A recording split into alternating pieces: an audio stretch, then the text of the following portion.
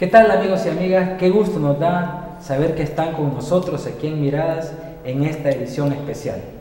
Como les decía Gracia Rodríguez, hoy queremos ofrecerles un programa especial sobre todo por la temática que queremos tratar. Una temática que es fundamental para la vida de todos los salvadoreños y salvadoreñas y que lamentablemente muy poco se habla de eso. Nos referimos a la situación del medio ambiente en el país. Cómo está el asunto del agua, de la vulnerabilidad, del cambio climático, cómo estamos en el país. Tenemos unos invitados especiales para este día. Está con nosotros Andrés McKinley, él es miembro de Catholic Relief Service, CRS aquí en El Salvador. Andrés, muchas gracias por estar en Miradas. Gracias, Omar, y gracias por la oportunidad de hablar sobre este tema tan estratégico para El Salvador. Bienvenido, Andrés. También está con nosotros Iván Morales, él es director de Oxfam en El Salvador. Iván, muchas gracias por estar en Miradas. Gracias a ti, Omar, y gracias a los colegas por estar también dispuestos a compartir este diálogo. Y también nos acompaña Antonio Baños, él es el director de Cáritas Nacional aquí en el país. Antonio, muchas gracias por aceptar la invitación. Muchas gracias, Omar. Este es un momento muy importante. Creemos que hay que enfocar en estos aspectos que son tan valiosos para el país. Bien, ¿qué les parece, Andrés, Iván y Antonio, si vemos un video preparado por el equipo de producción de audiovisuales de la UCA que refleja un poco cómo está la situación del medio ambiente en el país en diversas temáticas? Vamos a ir a ver, los invitamos a ustedes, amigos y amigas, a que nos acompañen a ver este video de audiovisuales UCA. Antes teníamos la ventaja de que, si bien era cierto, no teníamos como mucho el agua de las cañerías y eso, pero teníamos los ojos de agua, éramos menos población, entonces daba abasto a esos pocos ojos de agua que hay. Y también teníamos el río San Antonio, que estaba limpia el agua, bueno, limpia dentro de lo que cabe, ¿verdad?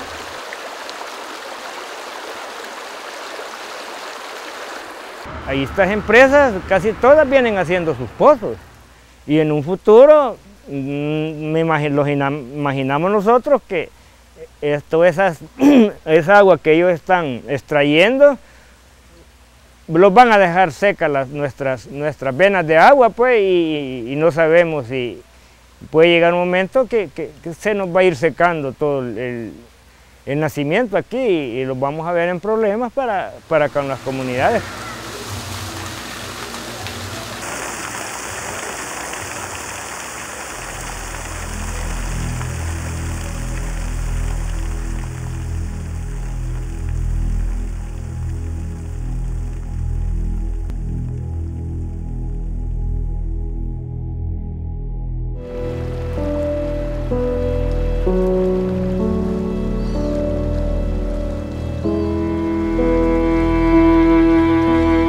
Esa falta de capacidad, digamos, de monitoreo, de supervisión, es parte de que tiene ambigüedades la ley de medio ambiente. Pero ahora, teniendo esta herramienta como la Ley General del Agua, el Ministerio de Medio Ambiente, más los entes que se generen, estarán obligados a ver el recurso hídrico, a ver los bienes naturales de manera más estratégica y no en función de los intereses de los usuarios.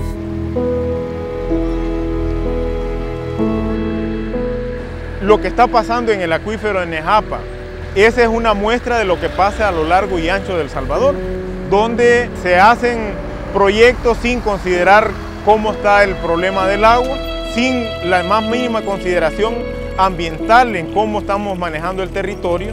Entonces eso nos está llevando al colapso en El Salvador. Ya El Salvador literalmente se está quedando sin agua.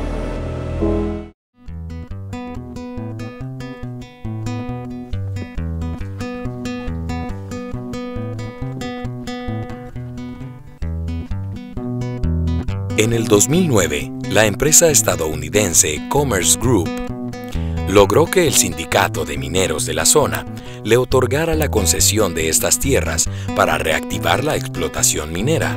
Desde ese año están depositados estos contenedores con productos tóxicos usados en la minería.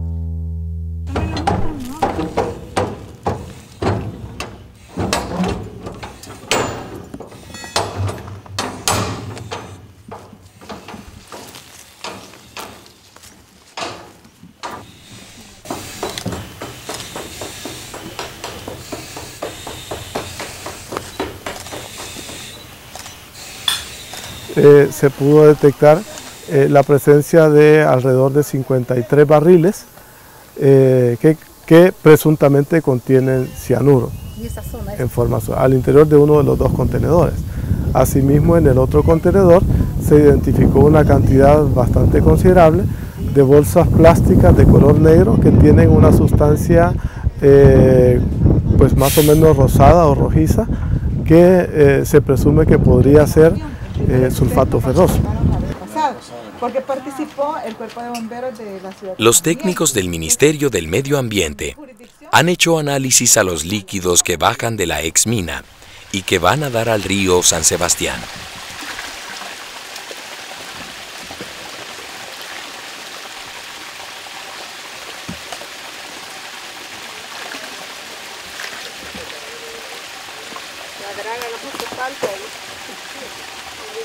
Sobre este drenaje del que le estoy comentando, mostraba un resultado muy por encima de los valores esperados o normales de contenido o concentración de cianuro. Eso es lo que nos ha llamado la atención y nos hace suponer que podríamos estar ante una fuente de contaminación por cianuro. Según Naciones Unidas, El Salvador es el país más vulnerable del mundo. El 88.7% del territorio es vulnerable a desastres naturales como las inundaciones, terremotos, erupciones volcánicas y deslaves. Eso lleva a que el 95% de su población sea sensible a sufrir las consecuencias de estos desastres. En julio de 2012, el gobierno de El Salvador, a través de los ministros de Economía y Ambiente, presentaron a la Asamblea Legislativa un proyecto de ley para la suspensión de procedimientos administrativos relacionados a proyectos de exploración y explotación de minería metálica. Muy bien, acabamos de ver ese video de Audiovisuales Sucre que nos plantea un poco la situación en rasgos generales del país. Comencemos con Antonio Baños, director de Cáritas Nacional. Antonio, en concreto la situación del agua en el país, ¿cómo podemos catalogarla? ¿Cómo estamos para los amigos y amigas que nos ven a través de Mirada? ¿Cómo estamos a nivel del recurso hídrico en el país? Bueno, en realidad el recurso hídrico podemos decir de que tiene una serie de problemas, iniciando porque tenemos una legislación demasiado dispersa, una cantidad importante, diríamos, de instituciones del Estado con leyes que lo abordan un poco desde su perspectiva, las municipalidades, el Ministerio de Salud. Ese de por sí ya es un grave problema. Un segundo elemento es que esa institucionalidad que lo aborda es una institucionalidad muy débil sobre un recurso tan valioso para el país, un país muy pequeño.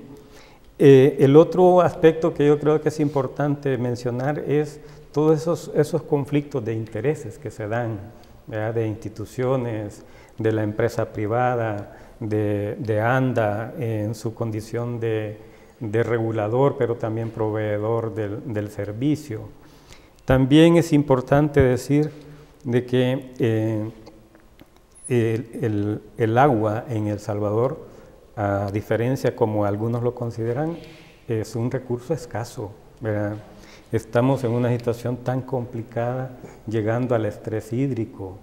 El Salvador es el país de toda América Latina y el Caribe, a excepción de Haití, que tiene una situación también complicada, pero es el país en donde menos metros cúbicos por persona por año hay. Entonces nosotros estamos en realidad al borde del estrés hídrico.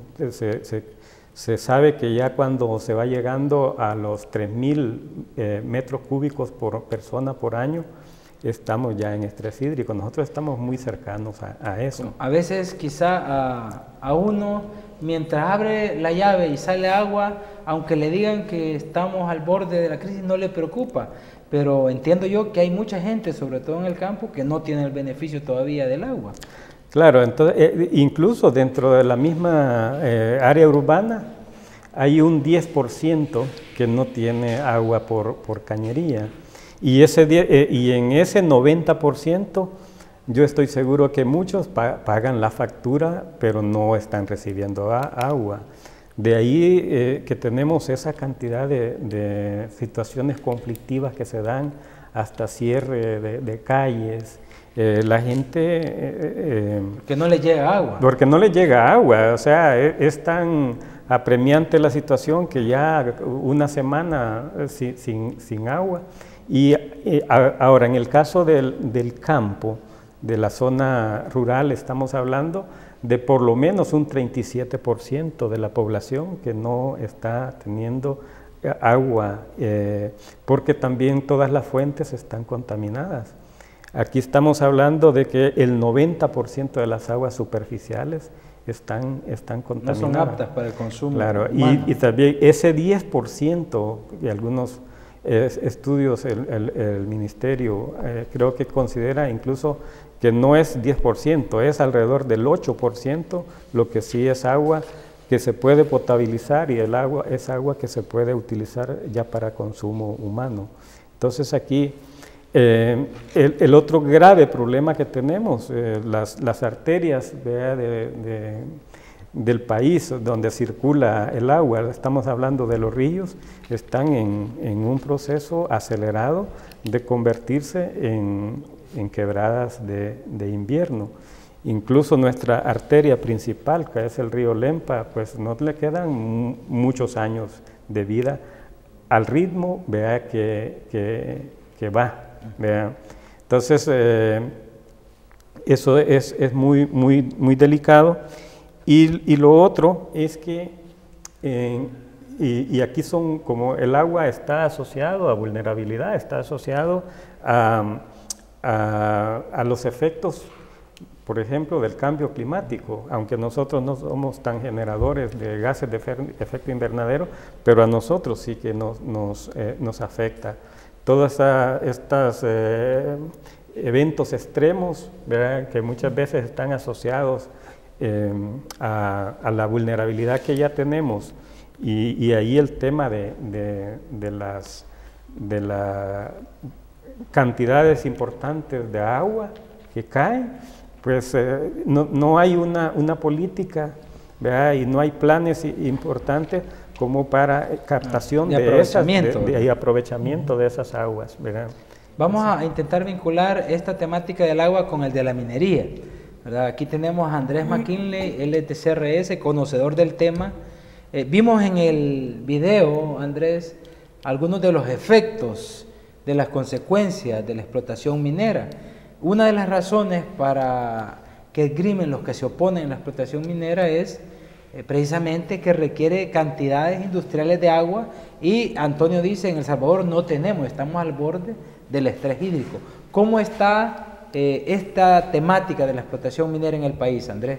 Bueno, cuando hablamos de la situación del agua en El Salvador y analizamos, como bien planteó Antonio, de que este es un país con una grave crisis de agua en términos de escasez, o sea, cantidad de agua, que estamos acercando al estrés hídrico, y en términos de calidad del agua. Según MAR, 90% del agua ya está contaminado.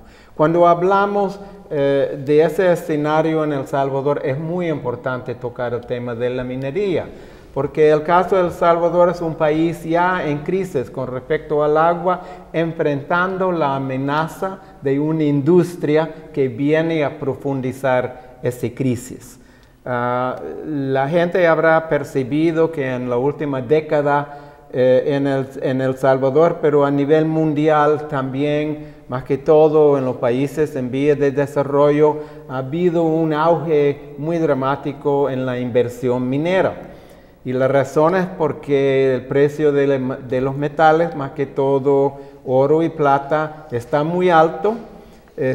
También las leyes de países como El Salvador son muy atractivos para inversionistas internacionales, ¿verdad? Cobran pocos impuestos, pagan pocos regalías al Estado por sus actividades económicas en El Salvador, son leyes atractivas, y también la capacidad de monitoreo y de regular industrias como la minería son muy bajas. Así que el costo de hacer minería en El Salvador es muy bajo. Los beneficios para las transnacionales por el precio de oro que hay es muy alto. Andrés, yo he oído a gente que dice oponerse a la minería es oponerse al progreso del país, porque genera empleo, genera riqueza.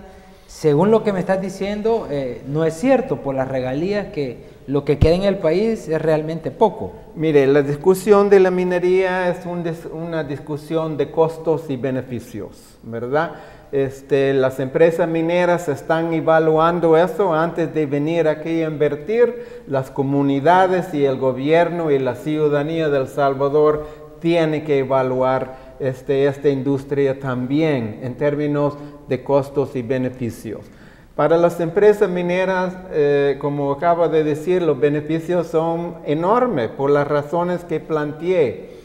Para las comunidades de El Salvador, los costos son enormes y los beneficios son muy pocos. Y la razón es la siguiente. En el caso de El Salvador, igual como en la mayor parte del mundo, los minerales y metales que existen en el subsuelo hoy en día son de muy poca concentración, muy baja concentración. Aquí en El Salvador hay que procesar más de 1 tonelada de roca y tierra para sacar 10 gramos de oro, ¿ya? En algunas minas plantean que requiere procesar más de 20 toneladas de tierra y roca para procesar 1 once de oro del tamaño de un anillo, ¿verdad? ¿Qué implica eso? Eso implica de que la tecnología que tienen que utilizar las empresas mineras para que su actividad sea rentable económicamente para ellos es muy dañino para el medio ambiente. Utilizan la metodología de minas de cielo abierto. Más de 70% de las minas de oro y plata en el mundo de hoy son de cielo abierto. ¿Qué significa eso?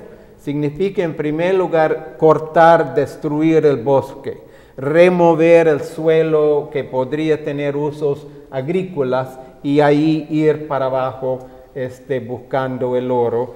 Y en términos del agua, por cuestiones de economía, utilizan esta sustancia que mencionó en la película que acabamos de ver, cianuro, ¿verdad? Que sabemos que es altamente tóxico para el ser humano, en un tamaño de un granito de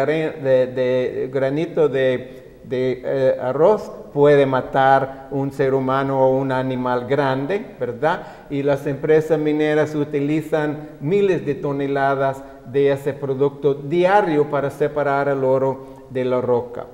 Implica entonces contaminar el agua con cianuro y muchos otros químicos que se usan en los diferentes procesos de la minería, y como usted bien planteó, implica un uso exorbitante de agua. La mina promedio en Centroamérica utiliza más de 1 millón de litros de agua por día. Para un país entonces que sufre ya de contaminación y de escasez de agua, este diálogo, debate, discusión y análisis sobre el tema de la minería es muy urgente. O sea, viéndolo desde el punto de vista del agua, admitir la explotación minera a cielo abierto significa poner en riesgo la vida de la población. Pues nosotros hablamos en esos términos, ¿verdad? Estos temas para El Salvador, más que tal vez cualquier otro país en las Américas, son temas de vida o muerte. Cuando hablamos del agua, cuando hablamos de la minería, estamos hablando del futuro o ausencia de futuro de este país. Gracias, Andrés. Iván Morales, director de Oxfam en El Salvador. hemos hablado del agua, de la minería, y ha salido lo de la vulnerabilidad en que está la población, que en el caso de la minería la agudizaría más. ¿Cómo podríamos calificar la situación del país? En el video se nos decía que, de acuerdo a Naciones Unidas, somos el país más vulnerable del mundo. No será exagerar esto. ¿Cómo lo ve Oxfam? Bueno, de nuevo un saludo, Omar, y gracias, sí, colegas.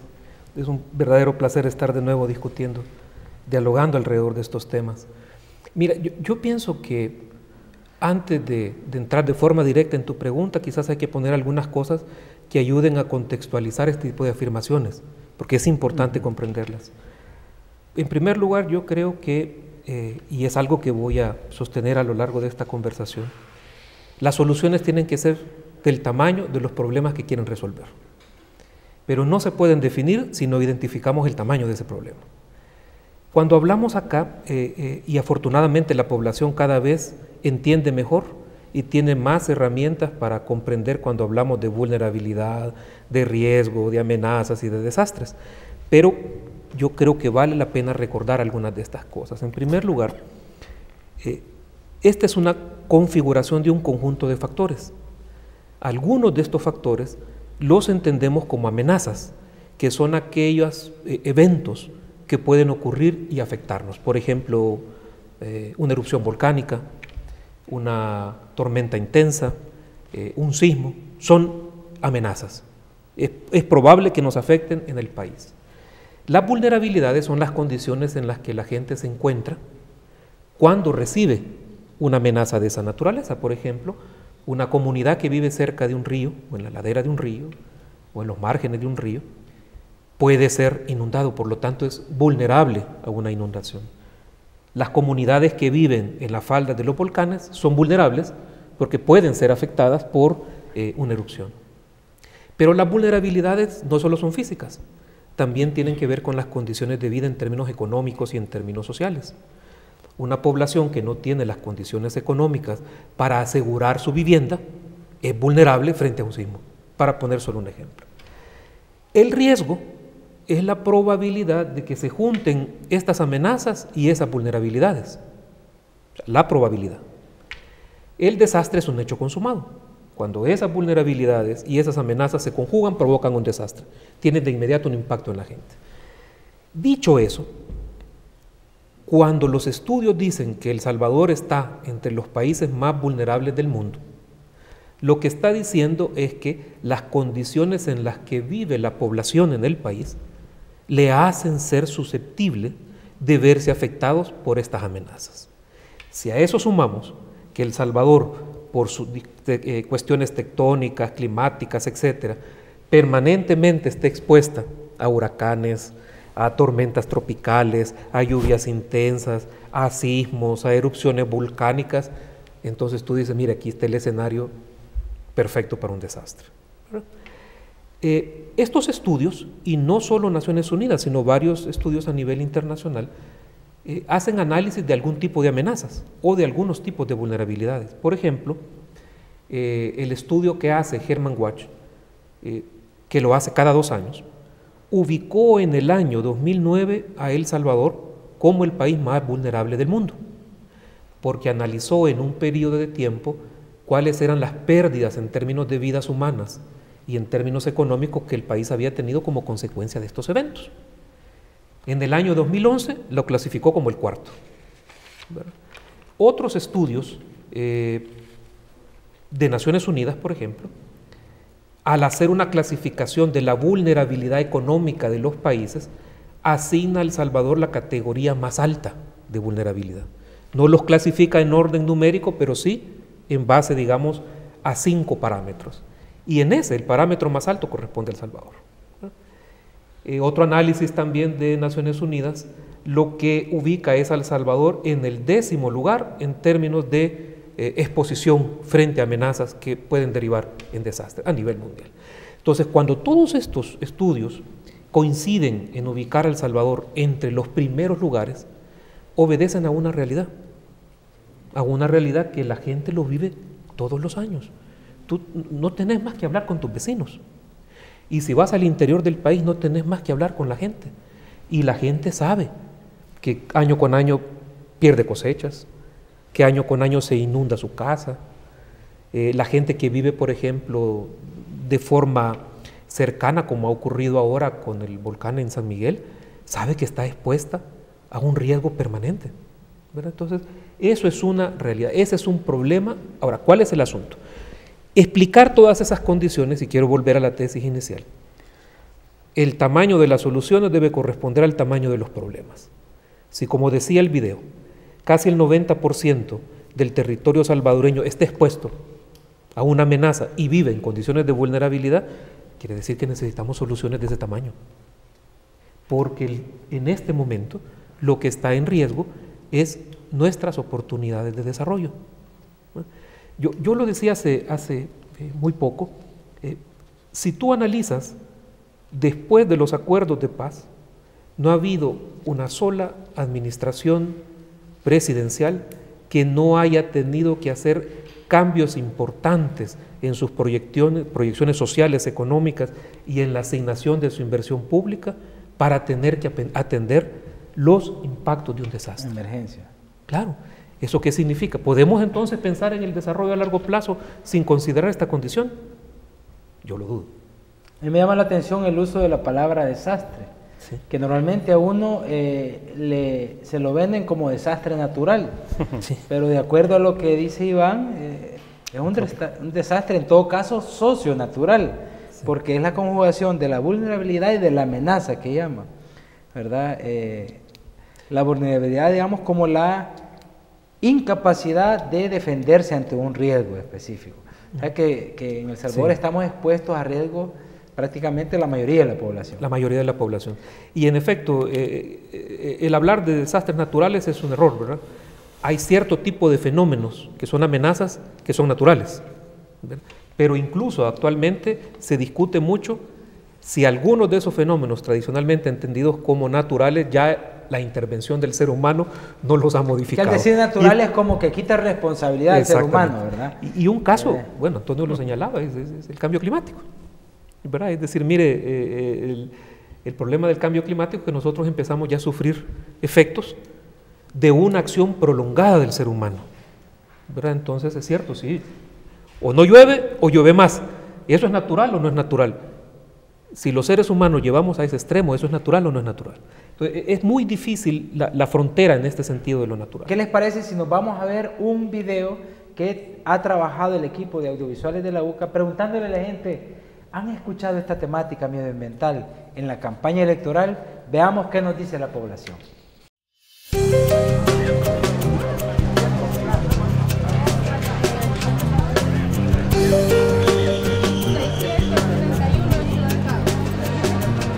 Solo fue tocado someramente por uno de los candidatos de los partidos más pequeños y por ninguno de los tres candidatos más fuertes. No se mencionó siquiera el tema del medio ambiente. Del medio ambiente no. Realmente no recuerdo escuchar mayores propuestas. Para nada, o sea... no, tampoco. No han tocado el tema del medio ambiente. Pues yo creo que fue dejado de lado, porque yo no oí que mencionaran algo de eso. No. Sí, la verdad que no. Creo que ninguno de los candidatos lo he visto hablar sobre el medio ambiente. Es mínimo, ¿verdad? Es poco, ¿verdad? Casi solo se habla de lo que se supone es los principales problemas, que es la seguridad, ¿verdad? Pero no de eso, que también es importante, no se toca por los candidatos. Eso quizás no, solo lo de la seguridad, que es lo que más le interesa a la persona, ¿verdad? El problema del agua no se ha tocado, realmente un problema serio. Pues casi no, pero espero que hagan algo al respecto del que sea que tenga que quedar. Yo no he oído ni que lo hayan mencionado, ninguno de todos los contendientes, ¿verdad? Opino de que hay que ponerle más atención. No, tampoco hablan de los temas ambientales en ese sentido, ni de la minería. No he visto mayor impulso en ese tema, ¿verdad? Creo que es importante porque contamos con pocos recursos. El Salvador contaba con muchos recursos naturales en el pasado, pero ahora se tienen menos. Se hablan de muchas inversiones en infraestructura y todo. Eso requiere deterioro del medio ambiente, ¿verdad? No se ha hablado del tema, me parece que es uno de los temas que se han dejado afuera y que eso es importante tocar.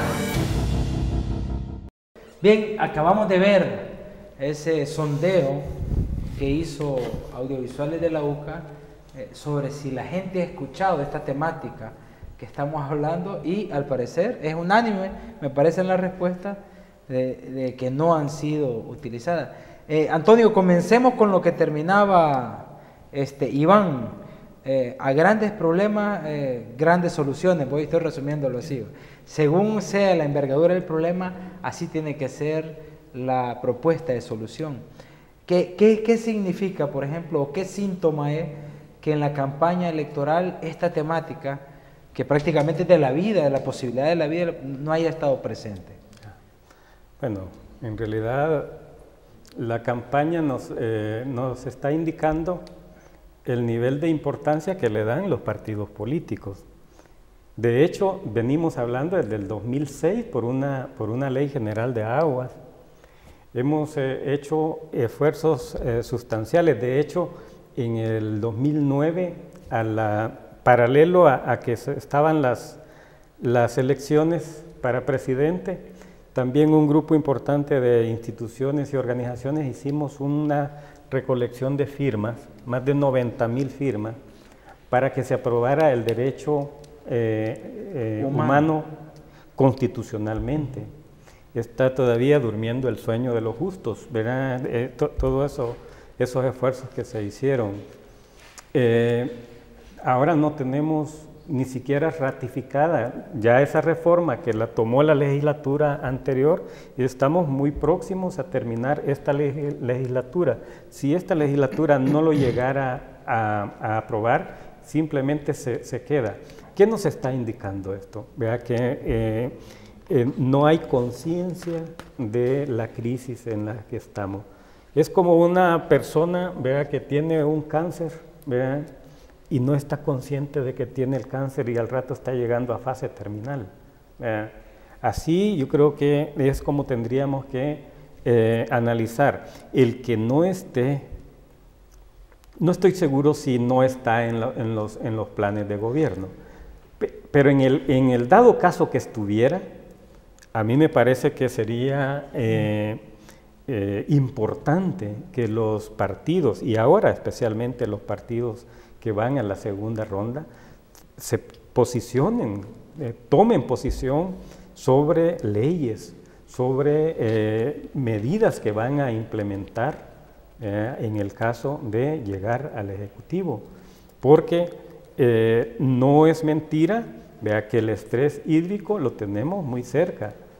Este gobierno creo que hizo esfuerzos importantes para determinar, por ejemplo, a dónde están las aguas contaminadas, qué ríos, qué fuentes, pero no basta, ¿verdad?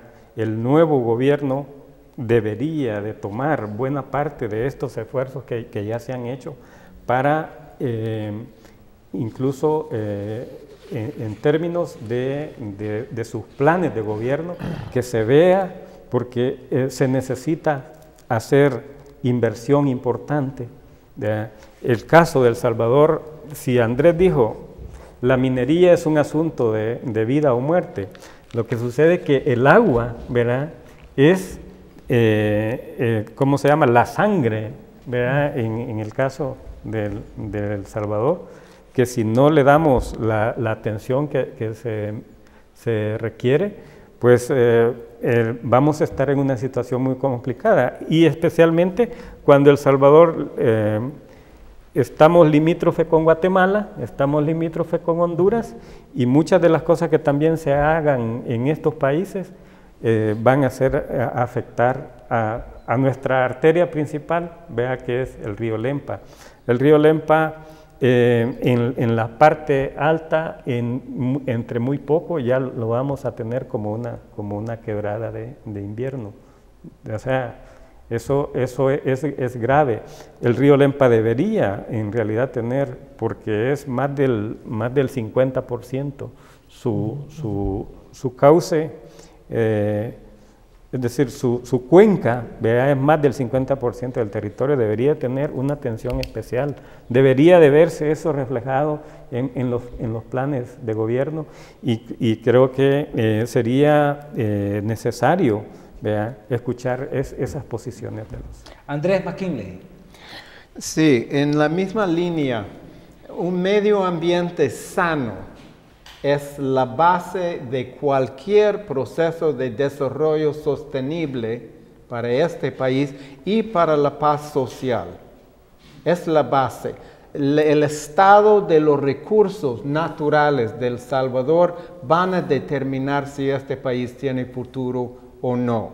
¿De qué sirve si resolvemos aquí el problema de las pandillas y no hay agua sana para beber? No hay suelo agrícola adecuada para sembrar, no hay bosques que generan oxígeno para respirar. ¿De qué sirve aún, tocando un tema más delicado, el empleo, ¿verdad? Aún si se lograra jalar, atraer inversiones que generan empleo, ¿de qué sirven si no tenemos un medio ambiente sano que permite una vida digna y sostenible para este país? Ese es un punto. Y me llama tanta la atención lo difícil que es mantener temas del medio ambiente en la agenda nacional en El Salvador. Llevamos años luchando para la reforma hídrica. Este país tiene una crisis de agua y no tiene una ley general de agua. Es más allá de lo entendible, ¿ya? Estamos luchando para una política que cierre la puerta en El Salvador a la minería, porque cualquier que analiza aún a medios situación de costos y beneficios y sus implicaciones para El Salvador, llegaría a la conclusión de que El Salvador no es un país adecuado para la minería. Pero todos estos temas son, en el fondo, temas que tienen que ver con gobernabilidad. No es que no cae agua sobre El Salvador, es que el manejo del agua es inadecuado. La ausencia de políticas públicas y programas y prácticas para un manejo integral, adecuado, serio, eficiente, equitativo del agua es la solución necesaria aquí. Políticas públicas y programas y prácticas que cierran la puerta a la minería es lo que hace falta aquí. Políticas y programas que responden a las amenazas de vulnerabilidad en este país son lo que hacen falta aquí. Iván Morales. Muy ilustrativo el video, muy interesante. Y sobre todo creo que es interesante contrastarlo. Yo pude ver que la mayoría de las personas entrevistadas eran jóvenes. Mira, hace 2 años la encuesta de juventud hecha por Naciones Unidas preguntaba a la juventud a nivel mundial cuáles eran los problemas principales que identificaba. Y los 2 que identificó fueron empleo y medio ambiente. Entonces es como poner al revés el reloj.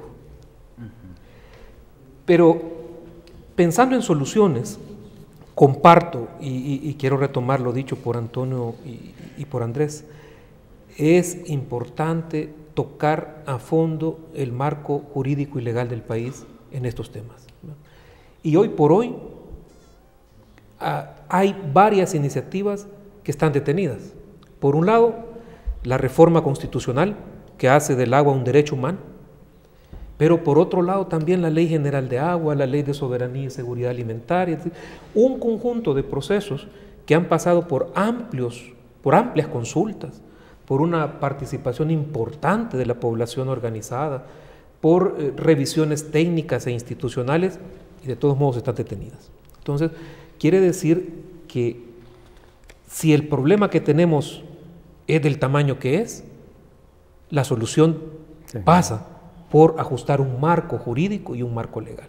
Pero además de esto, y en eso coincido con Andrés, y ya entrando un poco más en materia de vulnerabilidad, de riesgo, Es importante contar con una política nacional de gestión de riesgos, que desde un enfoque integral ayude a ordenar las acciones que ya se están haciendo y promueva otras que son necesarias para aumentar la resiliencia del país y de las personas.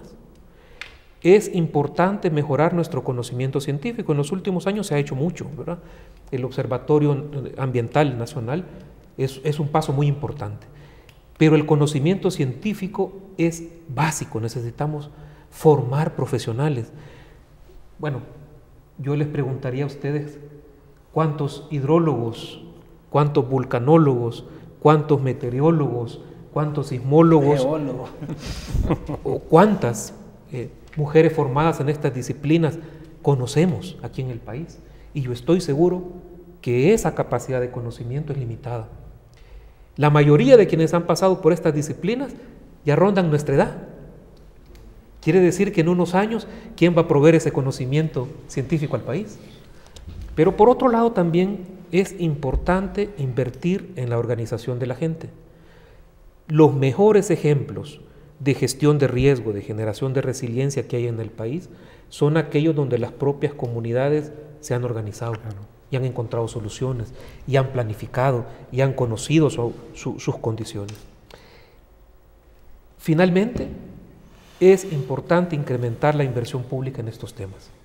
Todo esto que estoy mencionando requiere recursos, requiere inversiones. Y hay que pensar si lo que queremos es hacer sostenible este país y tener de nuevo la oportunidad en algunos años de que nuestros hijos y nuestras hijas hereden un país, hay que invertir hoy. Hay que invertir hoy, y eso pasa por definir la inversión pública. Cierro nada más diciendo, significa que organización de las comunidades, conocimiento científico e inversión son indispensables, pero son indispensables si existe un marco claro, jurídico y de política pública. Muy bien, en estos minutos que nos quedan, ¿cómo hacer en el video? La mayoría eran jóvenes, como dice Iván, pero todos dijeron que no estaba presente en la campaña electoral. ¿Qué hacer para que esté en la agenda del futuro presidente de este país? ¿Se les ocurre algo? Es decir, algo que en lo que se juega la vida del país. Antonio hablaba de leyes, de política, en concreto en materia de recursos hídricos. Hay una ley que, como dice Iván, está durmiendo el sueño de los justos en la Asamblea, ¿verdad? Entiendo que hay dos proyectos y que eso es lo que ha imposibilitado, digamos, que avance. ¿Qué hacer para que los dos candidatos tengan presente en su proyecto de país esta temática del medio ambiente, en concreto del agua? Bueno, ahora hablando con algunos decía que si en este momento no hay un compromiso de los candidatos, ahora que son candidatos, ni siquiera hay compromiso, pues como que va a ser un poco difícil, ¿verdad?, que cumplan, que hagan algo ya siendo presidente. ¿verdad? Entonces creo que... es como cuando dicen, si siendo novio no es capaz de prometer cosas, ya casado es de madre, ¿no? Sí. Claro. Yo creo que volvemos al punto. El problema es grande, entonces el planteamiento y el compromiso debería ser también... Pero, por ejemplo, a juicio de Antonio Baños, los candidatos deberían definir su posición con respecto a la ley de agua.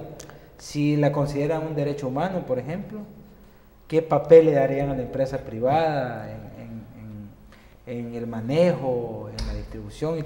Deberían de plantear esa posición. Sí, pero yo creo que no solo sería en relación a la ley general, porque es un cuerpo hay un cuerpo completo de leyes, ¿verdad? La ley del subsector de agua potable, la ley de aguas para uso agrícola, la ley de aguas para usos industriales.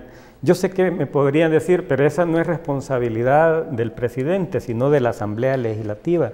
Pero es que la cuestión aquí es que el Ejecutivo, ¿verdad?, es el que tiene que liderar, ¿verdad?, sabiendo que es la cabeza más visible para tiene llevar iniciativa de ley. Además, exactamente.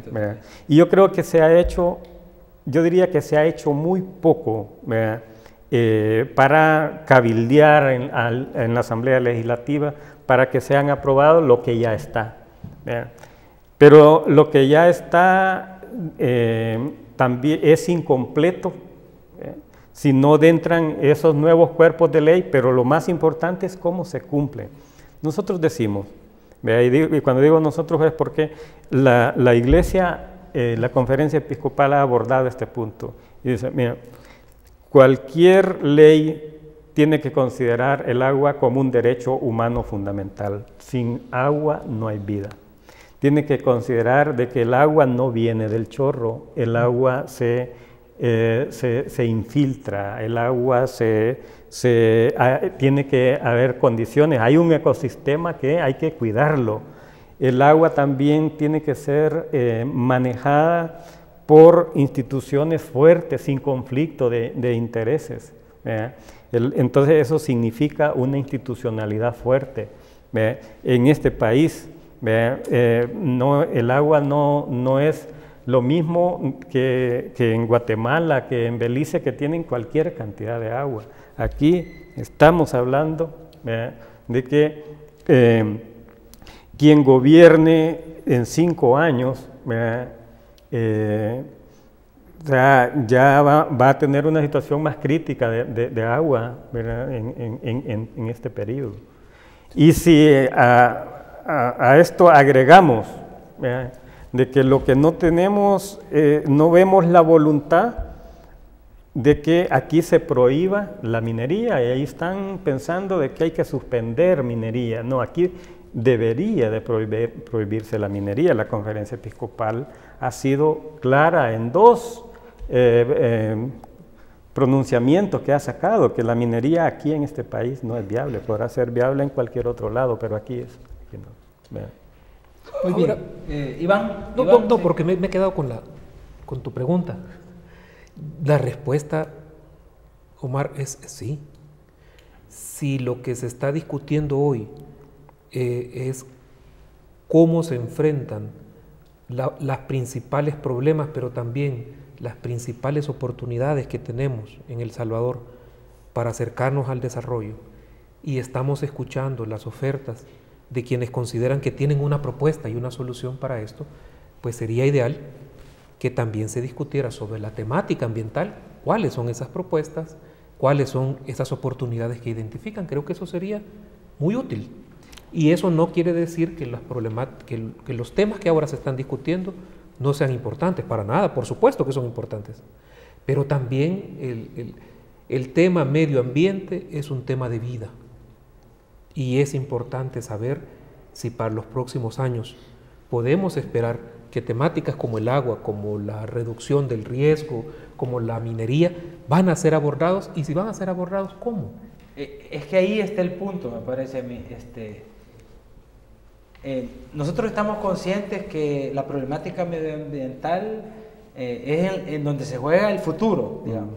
Pero si uno pregunta en las encuestas, en la de la universidad, por ejemplo, ¿cuáles son los 2 principales problemas del país? Siempre sale seguridad o inseguridad, crisis económica, desempleo, medio ambiente ni aparece, y los políticos, como retoman lo que la gente quiere oír, no incluyen, por lo menos en la campaña política, esta temática.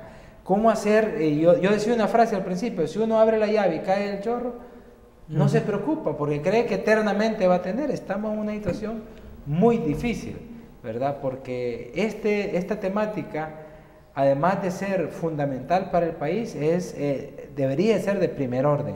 Lo de Río Lempa, lo de la minería. Pero bueno,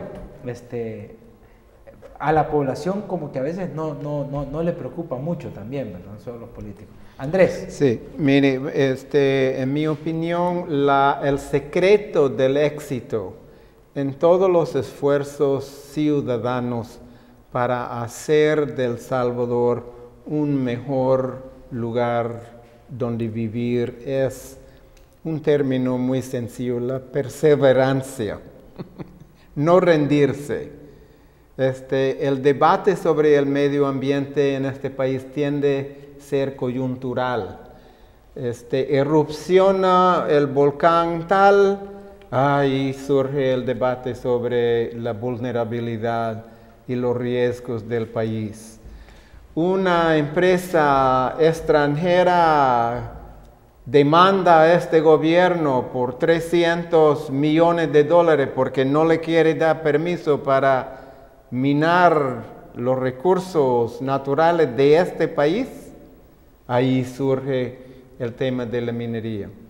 Hay problema concreto con el agua en algún lugar, surge el tema. Entonces, tenemos que de alguna manera aprovechar esas coyunturas para seguir los esfuerzos de concientizar la ciudadanía sobre estos temas, pero nunca rendirse, o sea, no son los temas primeras en la mente de la gente aquí. El reto para nosotros es cómo hacer a la población entender lo estratégico de estos temas. Ya para terminar, porque se nos ha acabado el tiempo, según los especialistas y análisis de organizaciones de ustedes, en los últimos gobiernos se han gastado cientos de millones de dólares, 1.300 millones de dólares en atender emergencias, que la tormenta Ágata, que la E12, etc. Esa cantidad de dinero, desde otro punto de vista, se podría, digamos, emplear en la gestión del riesgo, en la prevención, en tratar de brindar una solución duradera y definitiva a la gente, en vez de estar respondiendo a erupciones, a inundaciones. En el Bajo Lempa cada 2 años que se pierde lo mismo. En realidad los gobiernos gastan cantidades ingentes de dinero en responder a la emergencia, en vez de centrarnos en planificar, digamos, el enfrentar el riesgo, ¿verdad? Bueno, se nos terminó el tiempo. Antonio, sí. Iván y Andrés, muchísimas gracias por estar. Ha sido un programa muy interesante.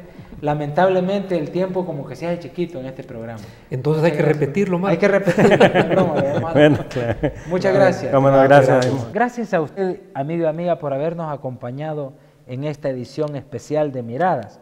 Ojalá que los candidatos a la presidencia de la República retomen estos temas que son de una importancia estratégica para el país, porque en la temática del medio ambiente se está jugando la posibilidad de la vida, la posibilidad que todo lo demás que ofrecen se pueda realizar.